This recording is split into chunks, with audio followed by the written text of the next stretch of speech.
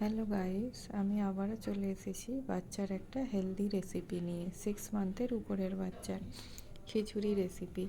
আমি আগে থেকেই সব উপকরণগুলো একসঙ্গে করে নিয়েছিলাম, তাই আপনাদের একটা একটা করে দেখানো হয়নি।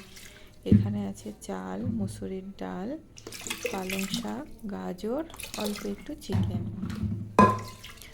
ভালো করে ধুয়ে নেবেন। ধুয়ে ওতে কুকারে দিয়ে ওতে সামান্য লবণ, সামান্য হলুদের গুঁড়ো আর অল্প হাফ টিস্পুন অয়েল দিয়ে প্রেসার কুকারের মুখ আটকে ওভেনের উপর বসিয়ে দেবেন।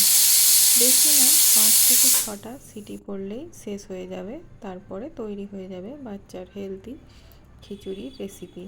এটা 7 থেকে 8 মান্থ বয়সী বাচ্চার তার উপরের বাচ্চাদের জন্য পারফেক্ট রেসিপি। রেসিপিটি ভালো লাগলে শেয়ার করবেন, লাইক করবেন।